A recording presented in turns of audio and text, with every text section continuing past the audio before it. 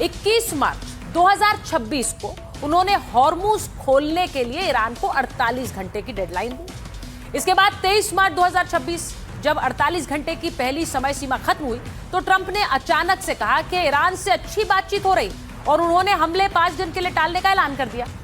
वहीं 26 मार्च 2026 को उन्होंने हमलों की डेडलाइन 10 दिन के लिए खिसका दी, आगे बढ़ा दी। उसके बाद 4 अप्रैल 2026 हॉर्मूज स्ट्रेट खोलने के लिए 48 घंटे की डेडलाइन दी और ऐसा ना करने पर ईरान पर कहर बरपाने की धमकी दी। वहीं 5 अप्रैल 2026 को यानी कल ट्रंप ने एक बार फिर से समय सीमा थोड़ी आगे खिसकाई है। उन्होंने एक पोस्ट लिखा और 8 अप्रैल की सुबह की डेडलाइन फिक्स कर दी। तो अमेरिकी जनता को लग रहा है डेडलाइन पर डेडलाइन दी जा रही है, हमें तारीख पर तारीख दी जा रही है, लेकिन महंगाई तो अमेरिका में बढ़ रही है। इससे कौन बचाएगा? ट्रंप के बयान सिर्फ युद्ध से जुड़ी डेडलाइन पर नहीं बदलते रहे, हॉर्मूज को लेकर भी उनका बयान लगातार बदलते रहे। वो एक बार फिर उन बयानों पर टिक नहीं पा रहे हैं। पहले उन्होंने कहा यूएस नेवी टैंकरों को सुरक्षा देगी, फिर उन्होंने कहा नाटो हॉर्मूज खोलने में मदद करेगा। उसके बाद वो हॉर्मूज पर बोलते हैं हमें किसी की मदद नहीं चाहिए, फिर वो कहते हैं हम हॉर्मूज का इस्तेमाल नहीं करते हैं, हमें हॉर्मूज की जरूरत नहीं है। अब थोड़े दिन बाद आकर कहते हैं हम तो आसानी से हॉर्मूज खोल सकते हैं। वो हॉर्मूज जो कि सबसे बड़ा डर बना हुआ है क्योंकि यहीं से तेल की कीमतें बढ़ रही हैं, उसे लेकर कभी कहना हमें इसकी जरूरत नहीं, कभी कहते हैं धमकी देकर कि इसे खोल दो वरना बहुत बुरा होगा, कभी कहते हैं हमारे तो जहाज यहां से गुजरेंगे नहीं, हमें अमेरिका को जरूरत नहीं है, और उसके बाद वो सीधे सीधे गाली का इस्तेमाल भी कर देते हैं हॉर्मूज को खोलने के लिए। तो अमेरिकी जनता को समझ नहीं आ रहा है कि हो क्या रहा है।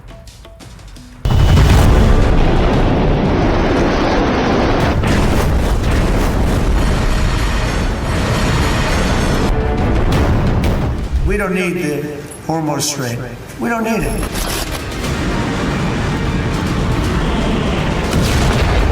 We could close that up in 2 minutes. We could close that up so fast your head would spin. They have to open up the Strait of Trump. I mean, Hormuz.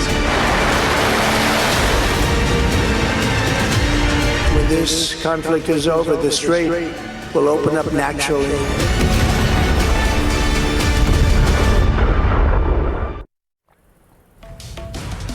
तो आपने सुना हॉर्मूज को लेकर कैसे बयानों पर पलटते रहे हैं डोनाल्ड ट्रंप, लेकिन उनके इन बयानों में उलझी हुई है अमेरिकी जनता। और इसीलिए जब हम कह रहे हैं कि उनकी सत्ता पर सवाल उठ रहे हैं तो उसके पीछे सबसे बड़ा कारण है वो महंगाई जो अमेरिका में बढ़ रही है। और इस अमेरिकी जनता के गुस्से से डोनाल्ड ट्रंप की सत्ता पर असर पड़ सकता है। आपको बताती हूँ कैसे। ईरान के खिलाफ जंग लड़ रहे अमेरिका में लोगों पर महंगाई की मार पड़ी। पेट्रोल की कीमतें $1 से ज्यादा और डीजल की कीमतें तकरीबन $2 बढ़ गई। इसका असर सीधा किसानी और उद्योगों पर पड़ रहा है, बिल्कुल वैसे ही जैसे अगर कि भारत में पेट्रोल डीजल के दाम बढ़ेंगे तो सीधे सीधे आपके ऊपर असर पड़ेगा। अमेरिका में पड़ रहा है। युद्ध का असर अब सीधे अमेरिकी नागरिकों की जेब तक पहुंच गया है। अमेरिका में महंगाई का अंदाजा इस बात से लगाया जा सकता है कि पेट्रोल की औसत कीमत बढ़कर $4.1 प्रति गैलन हो गई है और वहीं डीजल के भी दाम बढ़ गए हैं। अब सोचिए कि इन बढ़ते हुए दामों के चक्कर में जो अमेरिकी जनता है वो पिस रही है। इसी के साथ साथ दुनिया की जो सबसे बड़ी ऑनलाइन रिटेलर कंपनी है अमेजॉन, वहां से आप लोग भी ऑनलाइन सामान मंगाते होंगे, उन्होंने अपनी डिलीवरी पर एक सरचार्ज लगा दिया है। यानी कि अगर आप कुछ सामान मंगाएंगे तो वो सरचार्ज उस पर लग कर आएगा। अब अमेरिकी जनता इसकी भी मार झेल रही है, वो भी बढ़ गया है। लॉजिस्टिक्स सरचार्ज लागू करने जा रही हैं कंपनियां, ये भी बढ़ गया है। अमेरिकी डाक सेवा ने भी पार्सल और एक्सप्रेस मेल डिलीवरी पर 8% का अस्थायी ईंधन सरचार्ज लगाने की मांग कर दी है। अब सोचिए अमेरिकी जनता इसमें पिस रही है और उनका यह कहना है कि हम इसकी मार क्यों झेलेंगे, हम तो जीत रहे हैं युद्ध, हम तो जीत चुके हैं इस युद्ध को, क्योंकि डोनाल्ड ट्रंप यही कहते हैं। अब युद्ध का असर वहां केवल पेट्रोल डीजल पर नहीं पड़ रहा है। आपको यह भी बताऊं कि वहां कैसे फ्लाइट टिकट्स महंगे हो रहे हैं, आसमान में उड़ना महंगा हो रहा है। युद्ध के कारण आसमान छू रही है जेट ईंधन की कीमतें। एविएशन फ्यूल, एयरलाइंस के लिए जेट ईंधन दूसरा सबसे बड़ा खर्चा होता है।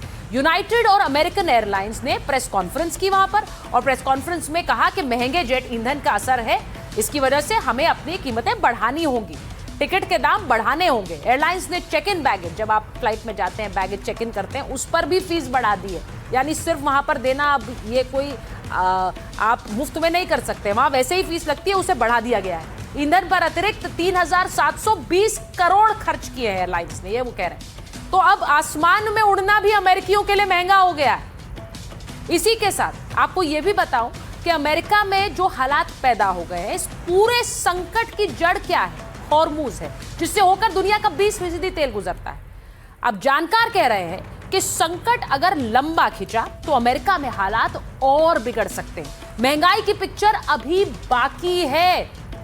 न्यूयॉर्क स्थित विश्लेषक रशेल जिम्बा का बयान आया है। वो कहते हैं, मुझे नहीं लगता कि अमेरिका इस महंगाई से बच पाएगा। तो आप चले थे जीतने युद्ध को, लेकिन एक युद्ध आपके घर में खड़ा हो गया है।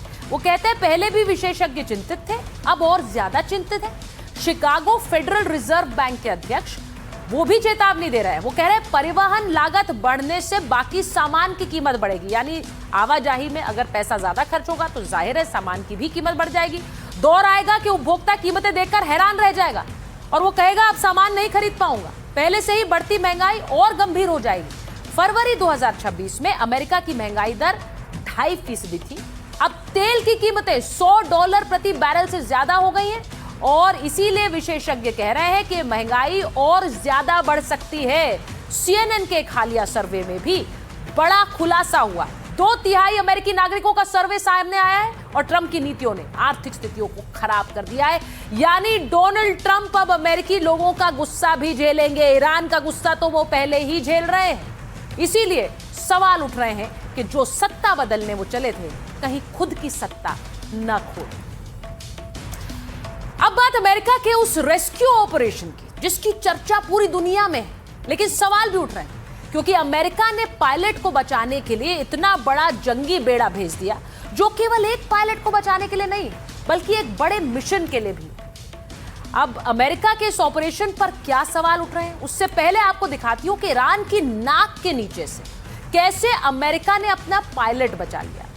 अमेरिका के इस ऑपरेशन पर ईरान क्या कह रहा है, यह भी आपको आगे दिखाऊंगी, क्योंकि वो कह रहे हैं अपने सैनिक को बचाने के लिए नहीं भेजा है, मामला तो कुछ और था। ये एक बड़ा ऑपरेशन ईरान के अंदर करने वाले थे, वो क्या था वो भी आपको बताऊंगी। लेकिन सबसे पहले आपको बताऊं कि इतिहास के सबसे खतरनाक रेस्क्यू मिशन को अंजाम कैसे CIA ने दिया।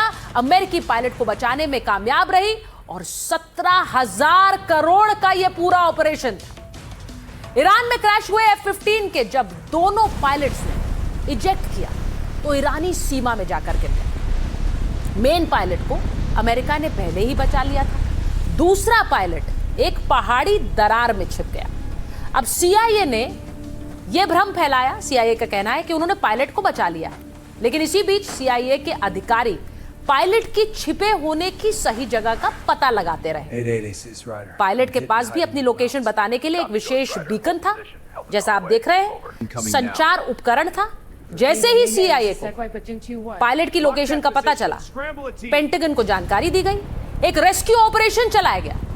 सबसे पहले अमेरिकी विमानों ने ईरानी सेना को पायलट की लोकेशन से दूर रखने के लिए बम बरसाए और ईरान की सेना को पायलट्स तक पहुंचने नहीं दिया। इसके बाद सील टीम 6 के स्पेशल कमांडोज की मदद से पायलट को सुरक्षित निकाला गया और उसे वापस अमेरिका लाया गया। तो यह अमेरिका का सबसे बड़ा रेस्क्यू ऑपरेशन है, जिसकी बात NDTV इंडिया पर पहले भी हमने आपको दिखाई। लेकिन आज इसके बारे में जो आपको इंफॉर्मेशन देने जा रही हूं वो महत्वपूर्ण है। इस पायलट को बचाने के लिए अमेरिका को भारी कीमत चुकानी पड़ी है। पायलट को बचाने के लिए अमेरिका का रेस्क्यू ऑपरेशन इतिहास का सबसे महंगा रेस्क्यू ऑपरेशन माना जा रहा है। ये जो आप 17,000 करोड़ देख रहे हैं ऊपर लिखा हुआ, 17,000 करोड़ रुपए लगे इस रेस्क्यू में पायलट को बचाने के लिए। ऑपरेशन की कीमत और नुकसान का आंकड़ा ये चौंकाने वाला है। रक्षा विशेषज्ञों और डिफेंस सिक्योरिटी एशिया की रिपोर्ट अमेरिका को करीब $2 बिलियन का नुकसान बताती है।